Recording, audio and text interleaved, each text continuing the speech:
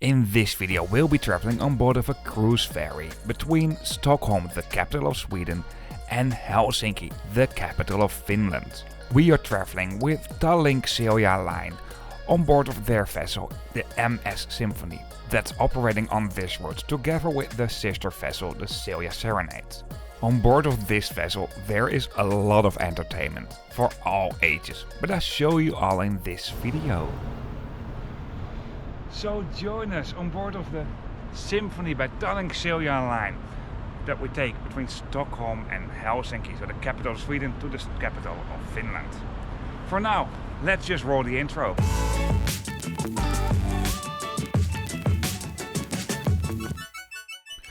The day before we arrived in Sweden by ferry from Germany, close to Malmö, and that's a really doable connection by train as well. We took a train to Stockholm and spent some time over here. I really like the artworks you find in some Stockholm metro stations. And of course we did the touristy things. We visited the Old Town, for example, but we didn't plan this well because we were here on a Monday and most museums were closed. To the ferry terminal you can travel by metro, and that is exactly what we did as well. From Stockholm Central Station you can take Metro Line 13 to the station Gärdet, if I pronounce it right.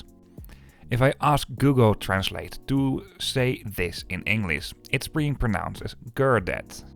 On the ferry route that we'll be traveling today you find different companies. Viking Line, that's also operating on this route, has another spot within Stockholm where their ferries depart from. Take this in account. At the metro station of Gärdet, the directions to the ferry terminal have been marked pretty well. This is with the ferry icon you can find everywhere, and over here it's also been written in English. But that's not everywhere the case, but just follow the signs that have the ferry icon. Swedish is for me rather easy to understand. I mean, I do speak 4 Germanic languages: Frisian, Dutch, English and German. And if you understand these languages, Swedish is very easy to pick up. But once again, the signage is good, and if you don't know the way, I found out that people in Sweden do speak very well English. Maybe better than in the Netherlands where I'm from, but they have another funny accent, not the funny accent I do have. The walkway to the ferry terminal is for a big part covered like here. Perfect for rainy days. You will also find buses that will go straight to the ferry terminal. However, our hotel was located right next to the central station, so therefore from central station it was a bit easier to go by metro. But if you want to go here by bus, line 76 calls right in front of the ferry terminal. And here we are at the ferry terminal where our ferry departs from today. Apart from our ferry that will go to Helsinki in Finland, you also find ferries, for example, to Tallinn, the capital of Estonia, from here. And you do find lots of other ferries as well from and to Stockholm, but they might depart from other spots, so keep this in mind. And here we are within the ferry terminal. By the way, see the signage over here on the left? Even the bus 76 has been mentioned over here, so what way to go to for the bus. Here on the right there's a restaurant, ideal for if you arrive way too early over here. And this place is rather big and bright and modern. I like it. There are lots of machines where you can do the check-in, and this is exactly what I try to do as well. And I'm saying trying to do because at the moment I wanted to do this, it was giving a message I needed to go to the check-in counter. And the reason why makes a lot of sense. We were traveling on board of this ferry with the use of Interrail discount. To use this discount you don't need to activate a travel day, but you need to have an active Interrail or Eurail pass. So they just wanted to make sure that I didn't just use this discount code and just take advantage of them, but that I really have the right for this discount. And I think it's great that they check this. As you can see, there are 2 departures this late afternoon, to Helsinki and Tallinn, so to Finland and to Estonia. You need to scan your ticket to open the gates, and well, if you compare this with an airport, you can say that this is the area after security. I think that's the best way to describe it. This place is really huge and spacious, and if you have to wait here a bit longer before security, there are lots of places where you can take a seat. Even though there's basically only one way you can go to, the directions to the vessels have been marked crystal clear. We don't need to go this way because this vessel is going to Tallinn, but we are moving this way, towards Helsinki. However, we will take another ferry from Helsinki to Tallinn later on. When we made this journey, it was one of the darker days of the year, so there wasn't a lot of daylight when we departed. Our vessel makes another stop along the way in Mariehamn. This is the capital city of the Åland Islands, and the Åland Islands are a part of Finland, what is totally Swedish speaking, and they do have a strong level of self-governance. But it's still Finland. Kind of independent part of Finland though. This ferry terminal is very accessible. You do find escalators, as you can see over here, ramps, obviously stairs, but also elevators, so if you have some difficulties walking the stairs, no worries. But I do have to say, this place is big. Just like our vessel today, but also rather big. Right now we are boarding our vessel. Before we board our vessel, let's have a close look on the map for today. Our ferry departed from the ferry terminal in Stockholm, makes a stop at Mariehamn at the Åland Islands, and will go to Helsinki to the Olympia terminal. A distance of around 460 kilometers. Friendly staff is welcoming us and is ready to guide us to the cabins. You get out straight at the heart of the vessel. Over here you find most shops, restaurants, but there's a lot more. I'll show you all in a bit. Here on the left is the information desk, and I think if you compare this with a hotel, you can basically say the front desk or the reception.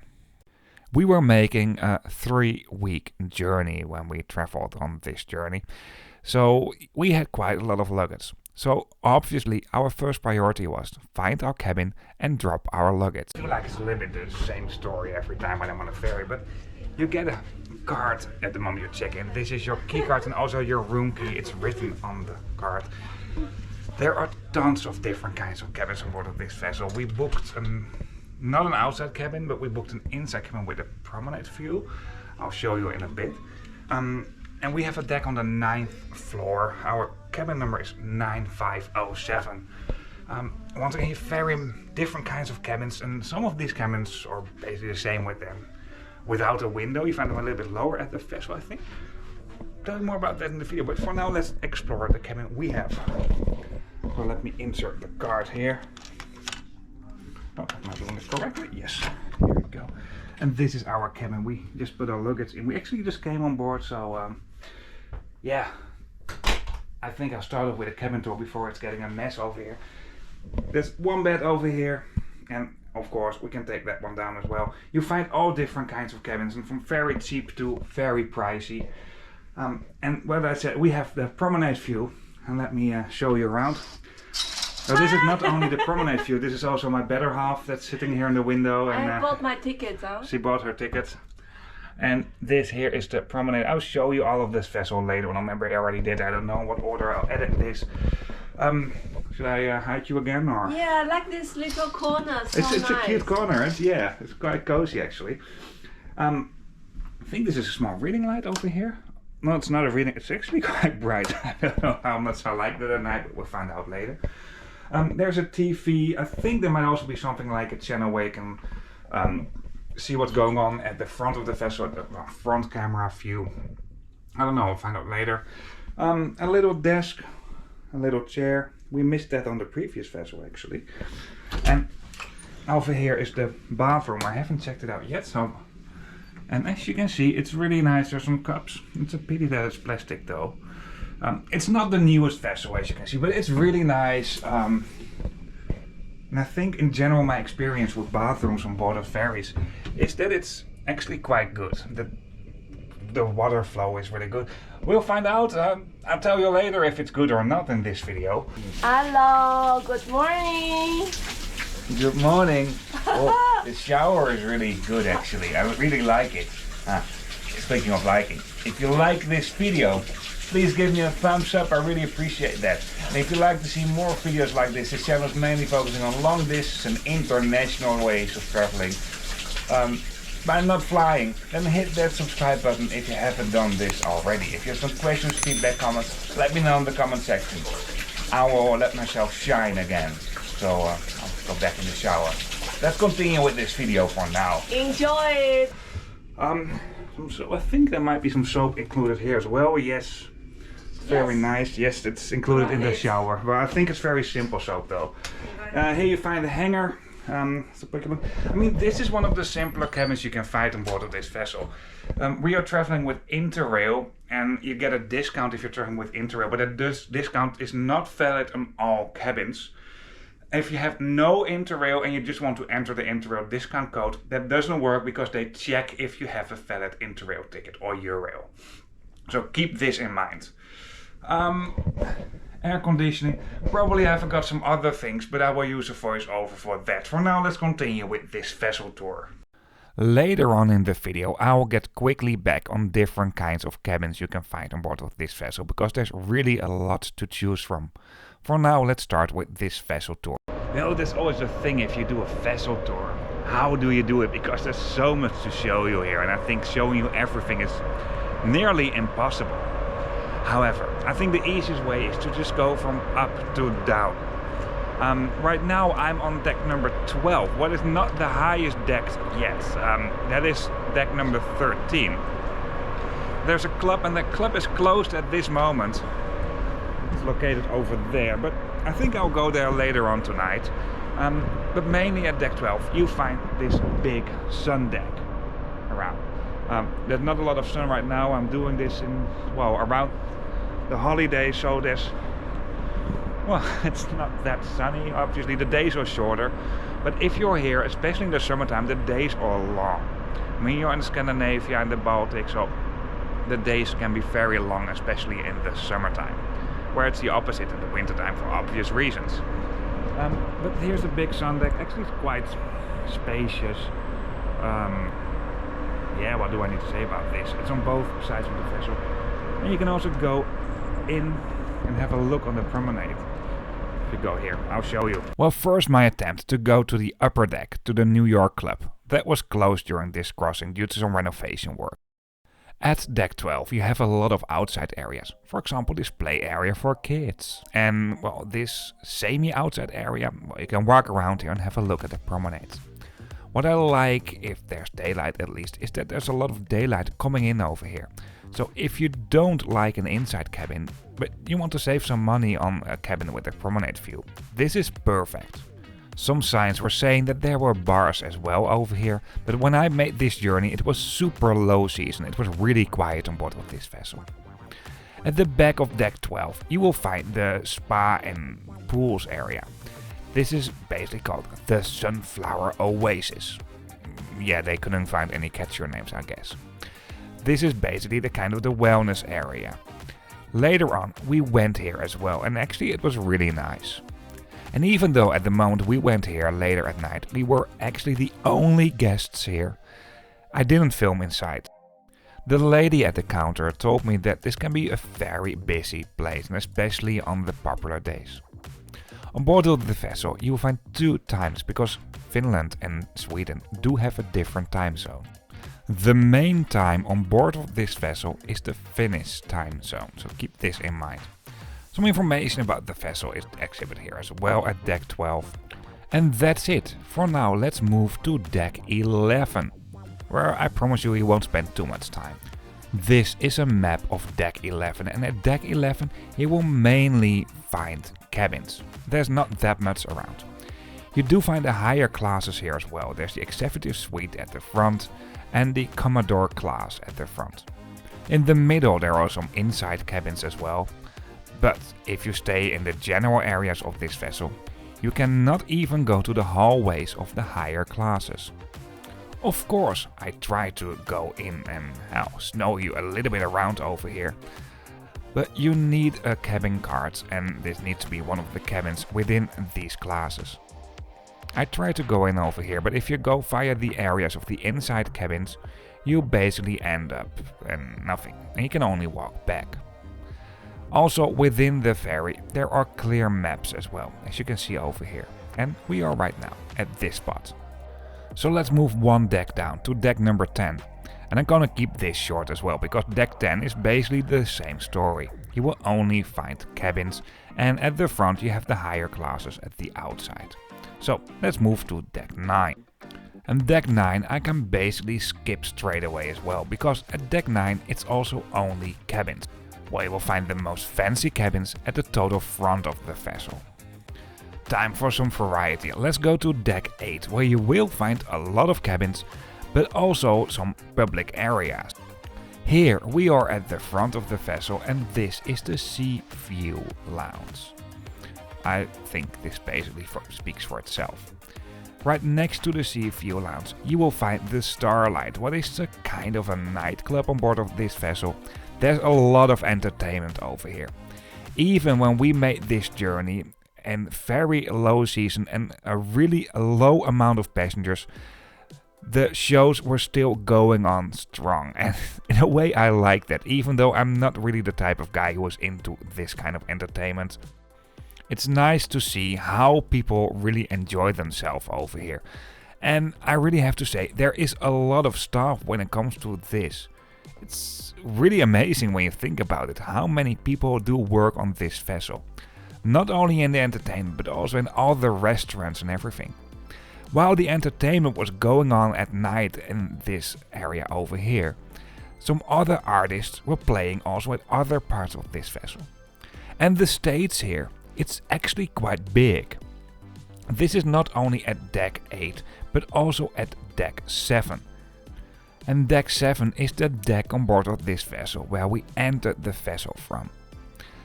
This is all at the front of the vessel. The show bar is called Starlight.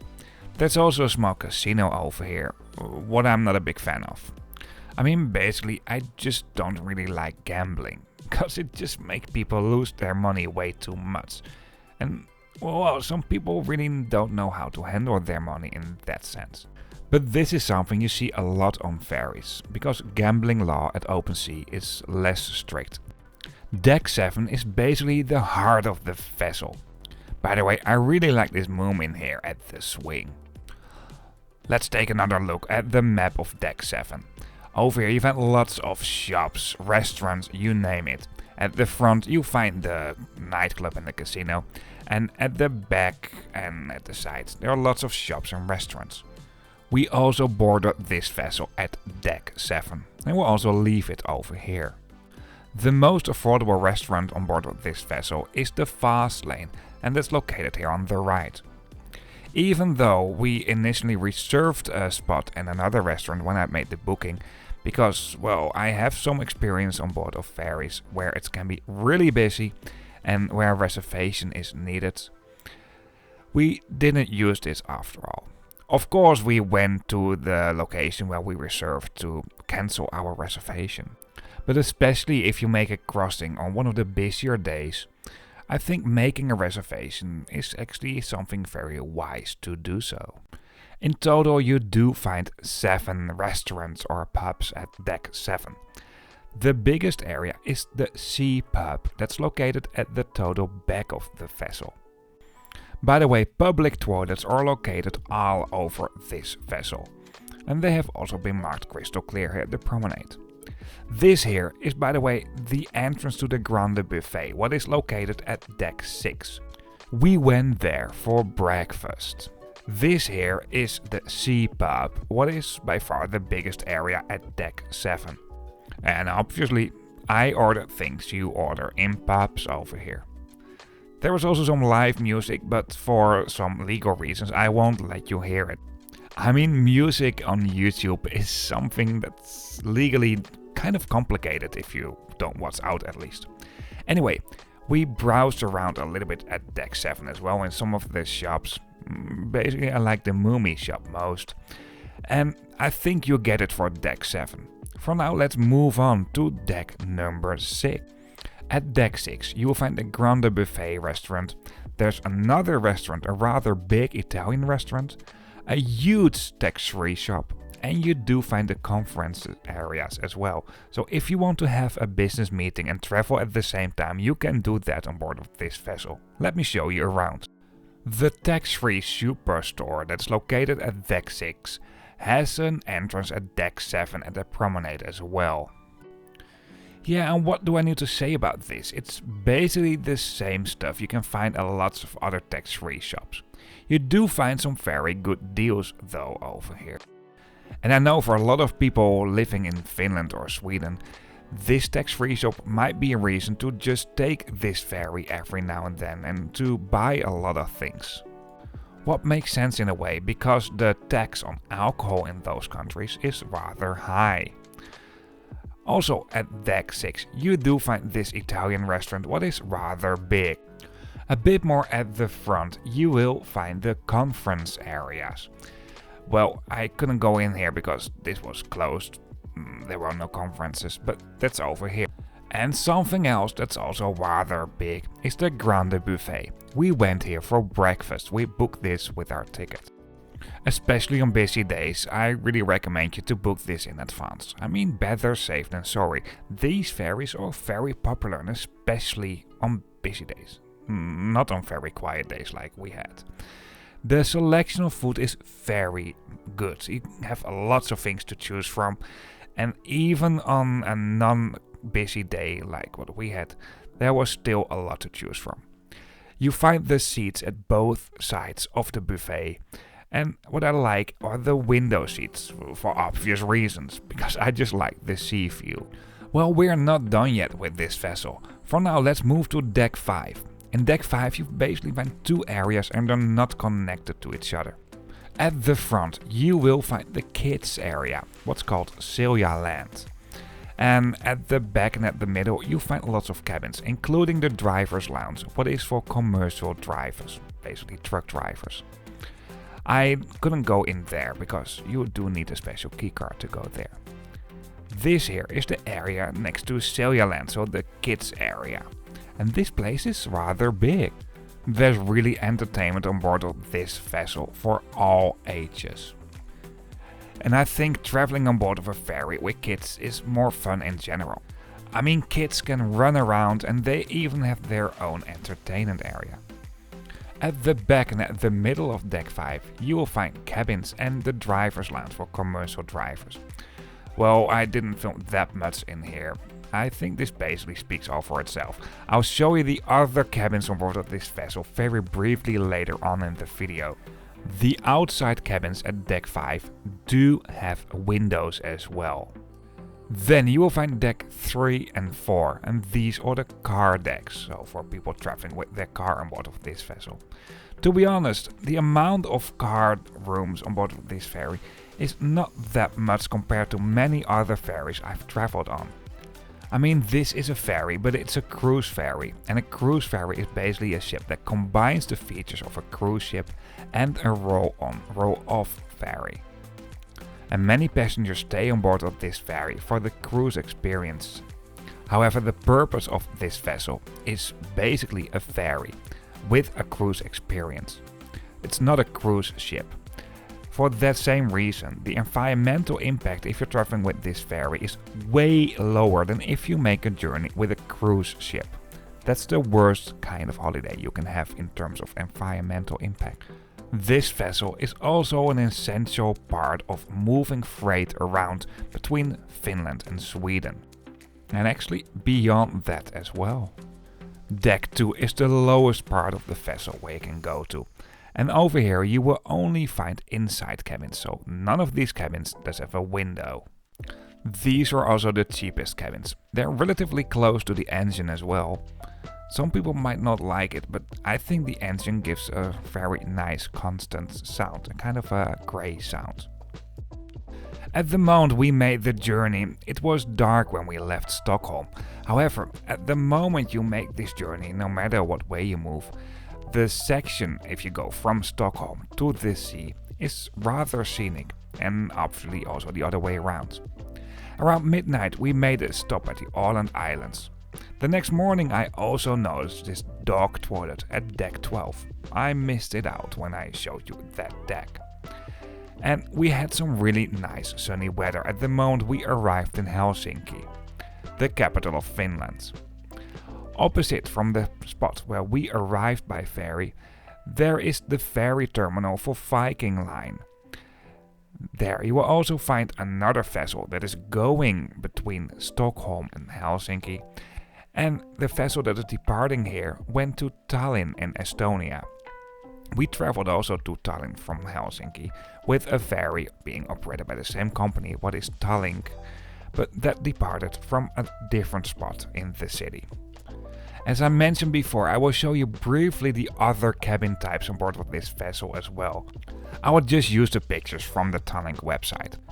These here are the most simple cabins. They're called the Sea Economy inside, and these cabins are located at deck 2. There's no window, and by the way, all cabins do have their own toilet and shower. Then you will find these cabins. These are the B standard inside cabins. You find this at the decks 5, 9 and 11. Also no window for these cabins, but actually they look pretty nice. They can host up to 5 passengers. Then you find the cabin we had. What are the standard promenade cabins? Well, I showed you this already, so I'm not gonna do that again. Pretty much the same cabins as what we had, but then with an outside window, or you can find this as well, and these are the A standard sea view cabins. Then you will find the family cabins located at the decks 8 and 11. For this you have the promenade view cabins, that's the cabin you can see over here, and the outside cabins. These cabins can host up to 6 passengers, with a maximum of 4 adults, so keep this in mind.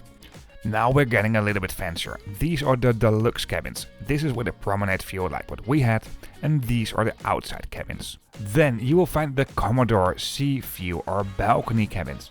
These are very spacious, and these are basically the premium cabins that are 20 to 25 square meter, and you can find them at the decks 10 and 11. And then you can also find the suite, that's really fancy. By the way, if you have the suite or the Commodore class, you can also access the Commodore Lounge. No idea what that means, but there's a lounge as well. Well, staying on board of this ferry can be very affordable or very pricey, and everything in between. In Helsinki, the ferry arrives at the Olympia ferry terminal.